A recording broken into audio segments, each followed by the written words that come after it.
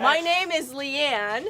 If anyone gets scared, come on up to my side and let me know, and we'll just make sure that you're comforted by the fact that nobody is going to actually grab you, so don't worry too much. So we'll be looking for ghosts and spirits. And welcome to the 4th annual Carpinteria State Beach and Plaza Playhouse Theater Ghost Walk. Awesome. And we will be looking for ghosts and spirits from historic times. So before you actually camped here, it was the village of Mashopshnow, and that is where the Chumash people lived for 10,000 years. And even when you walk around the campground, if you see a gopher hole and there's a little piece of shell that pops out, that could have been in the ground from a Chumash person that had eaten that mussel or clam and had fallen on the ground and been buried, and then the gophers bring all that stuff back up. So it was a pretty wild place, and besides that, there were ranches and Yankees and Mexicans and white people, and all kinds of people have lived here over the years. So it's a pretty historic area. So if you're ready, follow me, and we will go hunting for our first ghost or spirit. Let's go. Go. All right, let's go. Oh, Buddy, you're such a good little guy. Don't mind me, I'm just taking Buddy for a walk. Did you all know the Women's Club has been trying to ban liquor? In 1913, they wrote a nasty letter to the editor saying that they shouldn't be serving liquor with our dinner at the Palms Hotel. What the? Exactly, my good sir. Well, Prohibition did pass in 1919, and Carpinteria became a little haven. Ships would come to shore, and they would leave their cargo and bring smaller boats with the booze onto shore, bringing it up and down the coast to Los Angeles to San Francisco. But Carpinteria also had our own little secrets. In the Alcazar Theater, in the back little room, they made beer. Some delicious beer. Well, it was so popular, they didn't have enough time to put it in the bottles. So people would just come and grab a ladle and...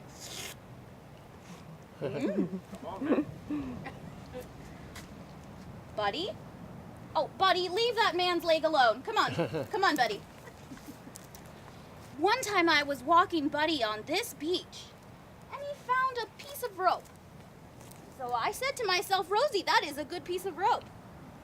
I yanked it. And I yanked it a little harder, and what do we know? Bottles and bottles full of alcohol.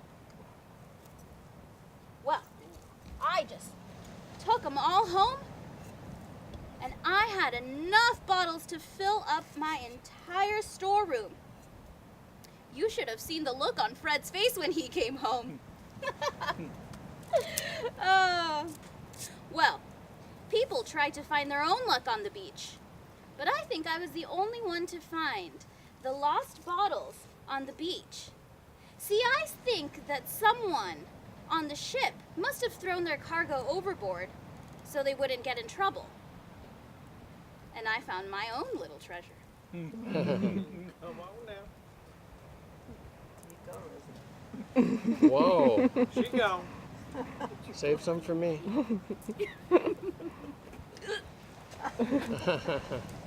All right, well, let's let Rosie go do her thing, and we'll just continue on. Thank you, Rosie.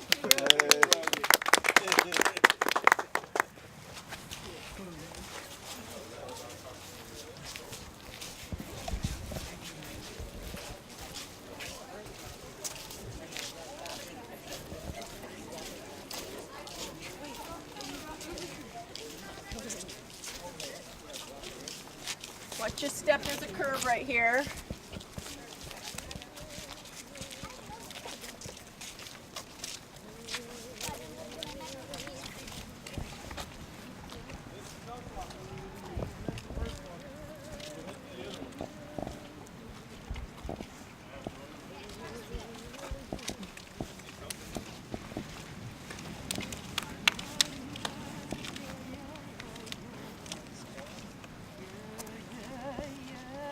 It's good when you shine the light on those pieces. The closer the better. Yeah, it's good. have come! You have come! My husband! You're not my people. You're not my husband.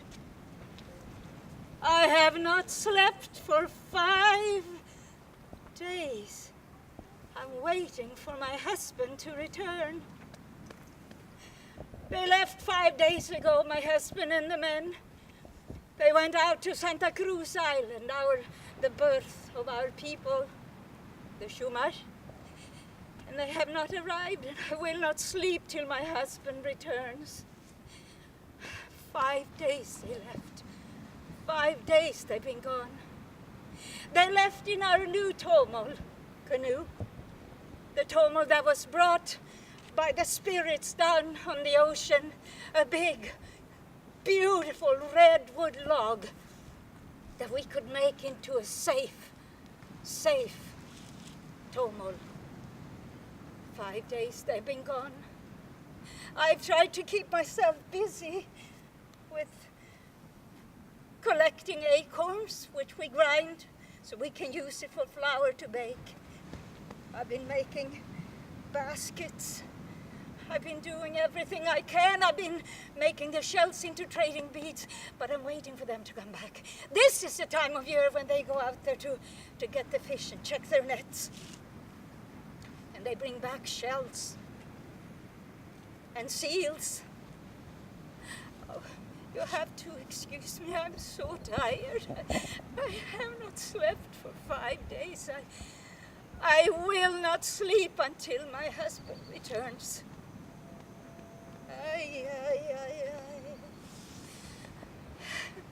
We have fought so hard, and I wish that our God Hutash, she who provided us with this land, and we've been teaching the children to learn how to collect from the land. And I beg of you, Hutash, to bring my husband back. And the men, let the orcas guide their way with the new oars and keep them safe and warm from the cold water of the ocean. Please, I will not sleep until my husband returns. Oh,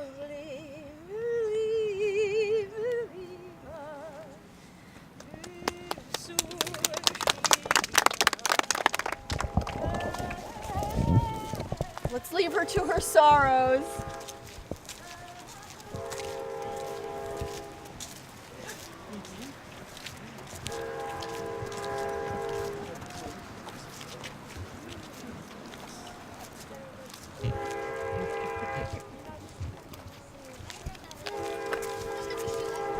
Does anyone know how much it costs for the ticket if you cross the tracks when the arms are down? Well, I'm glad you haven't done it and been caught. But in an automobile, it's over $500. As a pedestrian, it's $276. I know this because the Rangers got a friend of mine who did it. Now, I would never, ever do that because she could actually see the train, and I would never do that. She'll kill me for telling this on film. But never cross the train tracks, either in a car or by walking. You might not make it. True story.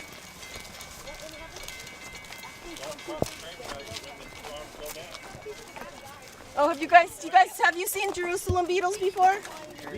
We have lots of these in the park. Some people call them potato bugs. It's a Jerusalem beetle. Potato bugs. They're actually really, really beneficial to the soil, like earthworms. They eat everything and then their poop turns everything into actual soil. So they are decomposers. They have really sharp pinchers. They have really big pinchers. Yeah, not a good idea. They come out at night, especially when we've had some rain. Yeah. It's not a spirit, not a ghost. Just thought I'd point it out along the way. Things are cool. You're a full service guy. Yeah. I take any opportunity. Foreign teacher.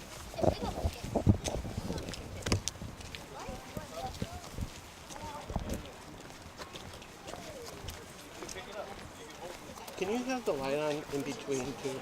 Yeah. I was worried about running out of battery. Oh, okay.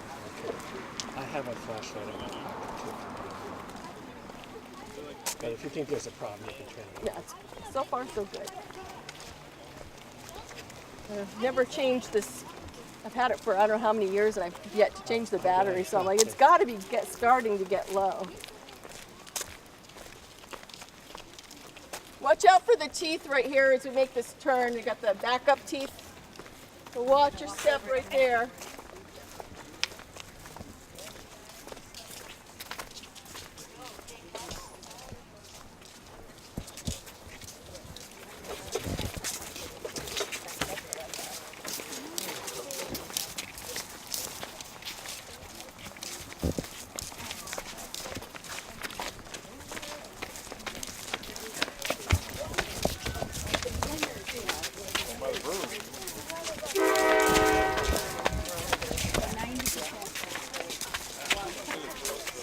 Ayuda!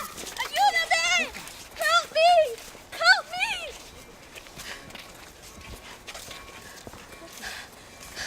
I need your help.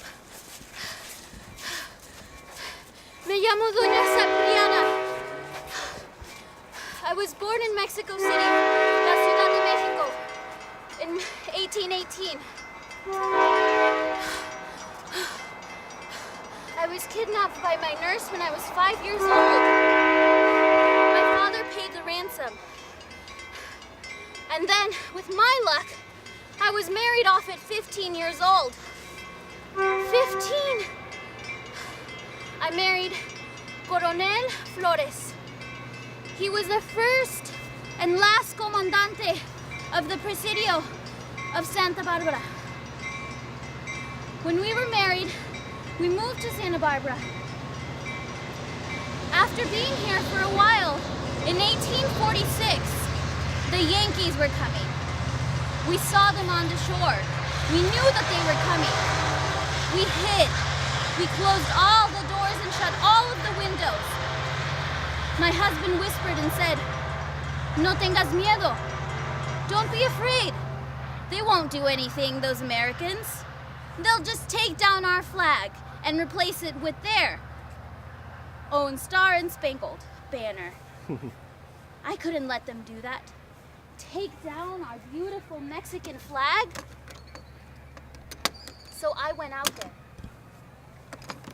And I took down our flag to save it.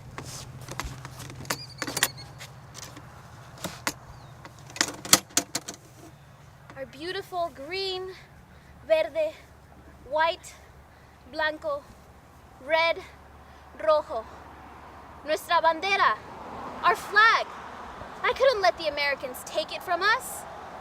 And so I went out there, risked my life and took it down before they ever even knew. And I hid it in a trunk. And I wrapped it with my husband's sarape. The Yankees didn't know. And they came to shore. And they didn't have a flag to take down and take as a souvenir. But years and years went by, and I hid the flag. When I died, I told my great-great-granddaughter that I had taken down the last Mexican flag in California. But no one believed me. Because during the Depression, when we were poor and we needed clothes. So I gave the flag to a woman, and she made a skirt out of it. And now no one believes me. Do you believe me? Yeah. Thank you.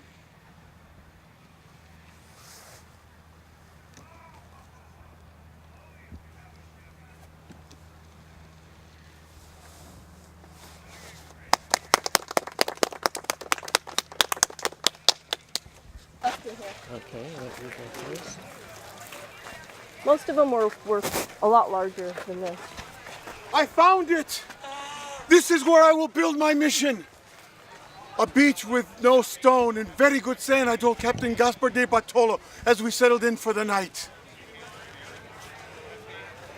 Our expedition began in 1769 in San Diego. We were to build a mission and a presidio in Monterrey. Monterey! We were 65 men and 180 animals. Oh dear God. I was the diarist to write down the history of our trip. We settled in for the night when we got to a village, Mishapshino, run by Indians. We were cautious. We didn't know what to think. The Indians singing and dancing all night long. In the morning, they greeted us with food and welcomed us. I had never seen such a thing. About 60 huts and a fleet of canoes. Tomolos about 30 feet long, so well built. Planks lashed together with leather thongs through eyelets running along the edge of the planks. Seams caulked with hot asphaltum to make them waterproof. I snuck around the village to see what was going on, but they got suspicious, and they threw woven mats across their doors to keep me at bay, to keep me at arm's length. And Captain de Portolo, he saw the valley and he called it La Carpinteria, the carpenter's workshop. But my vision was never to be. The Anza party, resting on the bluffs, came through and said, this is not a good place for a mission. I was crushed. And then in 1782, a Father Serra received permission to build missions in the Chumash territory. They used the Indians as labor, and they taught them to abandon their pagan beliefs.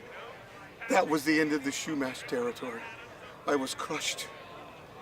But my soul will not rest until my mission is built. I will build my mission. I will build my mission. I will build my mission!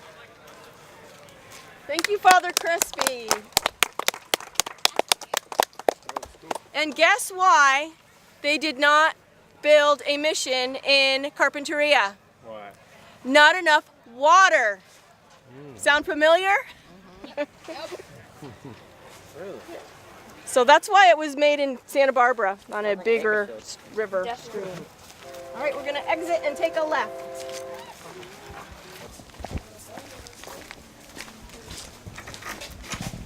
Wow, we're going to the visitor center? I thought that was stupid. You can come back tomorrow when all the lights are on if you want. What was that?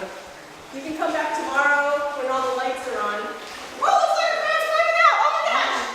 What? Oh, crap. Oh, yeah, no. Can I touch it? Wait, is it real? Yeah, it's true. Oh my gosh! Oh my gosh! Let's put them back in there, please. No, it's okay. Oh, we don't have to touch it. I'll touch it. I'll touch it. No. Yeah. If you want to try a little, don't know what's inside, go ahead and put your hand in the box. You don't have to take anything out, but go ahead, put your hand in. What is it? Fear of the unknown. I've done this others. Fear of the unknown. I feel like this is a spider, some kind of spider. Whoa. Oh no, it's a skunk. I got a skunk. Just leave everything in there. Just use your fist, your feeling senses. More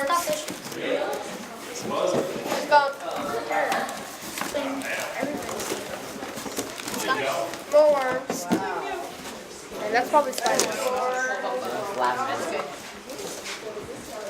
I want to touch this. That scared me. There's like a fur in there. It I can is. see down that box. It is.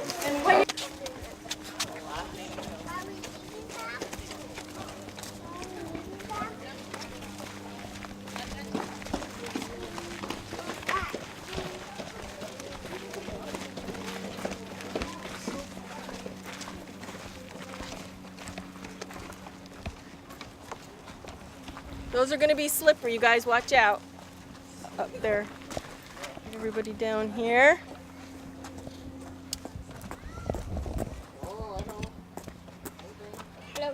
Well, hello there. How many of you are Carpinterians here? I've been waiting to talk to you. Any Carpinterians here? Yeah. Why, you ought to be ashamed of yourself for what you've done to me. Well, not you, but your ancestors.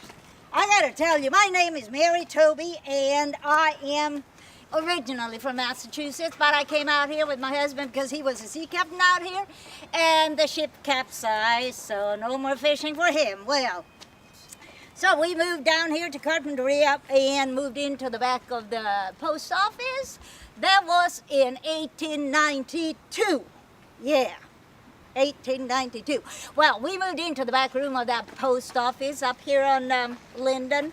Well, that was not the first post office, of course, because I wasn't the first postmaster, and not the last one either. Obviously, I've been dead for how many years, but anyway.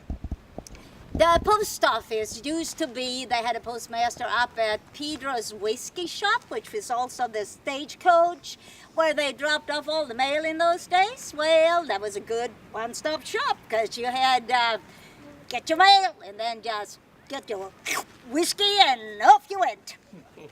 Anyhow, what happened after that, Mr. Edward Drummond, he bought the post office and moved it into his business on Santa Monica Lane there, up there. And people were happy it was still okay. But then what happened? The railroad came in. And what happened was they moved the post office down to Linden. Oh, people got mad. Real mad. They wouldn't even come down to get their mail. Oh, sorry. That's what they did then. They hired a guy, what's his name? Ira Whitney. They hired him. They paid him to go down and get the mail so he could deliver it to them. Yeah, that was a fine time. The Carpinterians really were good about that. Now, what happened after that was, this one fine day, there was another thing too. They changed the name of Carpinteria to Carpinteria with an E instead of Carpinteria. Well, they got it back in 1900, so that's okay. Anywho, the one day that I want to talk to you about is, you see, when the railroad came in, the train would come from the south, stop off here in Carpinteria, and move the mail over to the train that went up north. Well, this one morning, 2 money bags were missing. And who did they look at? That would be me. Well, I wasn't going to have any of it. So what I did the next morning before daylight, when it was still dark outside, I snuck out the back window and I crawled down the streets and along the railroad tracks because I thought I could find those money bags. Well, I came down here to the bridge here by the creek, and there was a horrible creature sitting on the bridge. And I thought, I'm going to run back, but I thought, no, I got to have those money bags. So I crawled closer, and it was a man. Well, anyhow, I looked down by the bridge there down into the creek, and there I saw down by the embankment there at the bottom, the money bags were laying there, and I thought, ooh, he is the one who took them. He's the one who did it. So I just slid down that embankment as quick as I could. It was not nice. And I grabbed those money bags, and I looked up, and there he was, looking over the edge down at me. Horrible face, horrible. And I thought, I'm not getting up that way. So I went a little bit north and started trying to climb up the side. Oh, it was bad. I wasn't dressed nice like I am tonight, but, that was bad. I got up the embankment, I turned around, and I saw that creature standing there, and I yelled, "Good morning, sir!" And he just kind of didn't pretend I was there, but a fine morning it was, because it was Thanksgiving morning. Well, I snuck back into the post office, and the money bags were gone. Well, nevertheless, I learned you can't take it with you, as they say. And yeah, go on. I don't want to talk to you anymore. Just go. Yeah.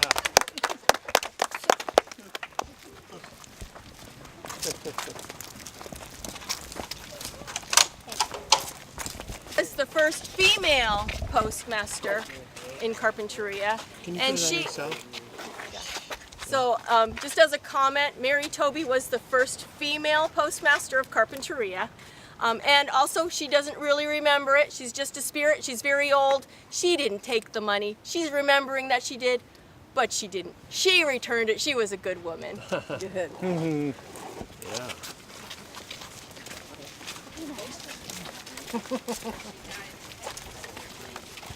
In Carpinteria, after days being tossed around in the ocean on a float of driftwood and rope, the last big storm broke the float apart. The water was so cold, I don't know how many of us survived. We were marooned by Capitan John Christian Holmes to Santa Cruz Island. Santa Cruz Island was to be our home.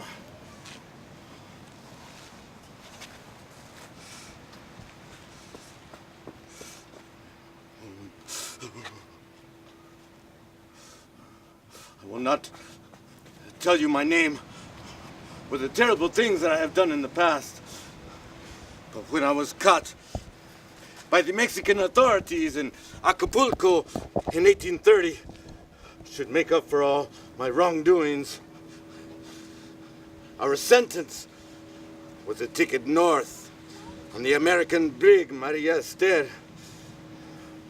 We were to be dropped off anywhere along the California coast just to get rid of us. But port after port denied us entry. When we got to Santa Barbara, the comandante took one look at us and said, "Under no circumstance can such human waste be dropped off on our beaches." We anchored offshore. After a couple of weeks, Jose de la Guerra let a few of the men come ashore. Me? No. That's when they took us to Santa Cruz Island. A fire broke out. We had to flee into the waters.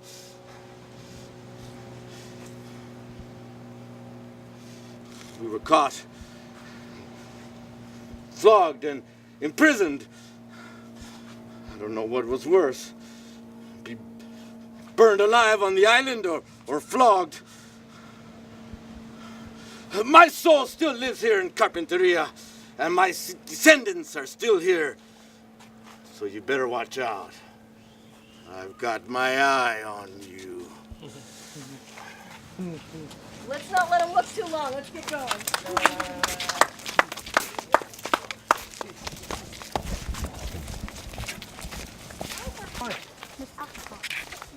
Okay, let's give our actors a big hand if they can hear us. Thank you so much. And I'll get the little tickets for additional donations.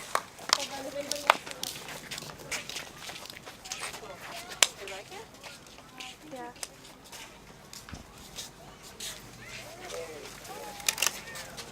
Any additional donations? Josh probably has his wallet. All right, well, you're free to go. Thank Thank you you so so much for coming. you. That was wonderful. Thanks so much. Who put this on? This is a collaboration between Carpinteria State Beach and Plaza Playhouse Theater. I researched and wrote the stories and talked to Osa Olsen over at the Plaza Playhouse Theater. She put together the actors. They picked out what parts they wanted to do, and that's how we ended up with tonight. And you are? I'm Leanne Roth, Park Interpretive Specialist at Carpinteria State Beach. Okay, thank you, Leanne. Thanks, Larry. That was really good.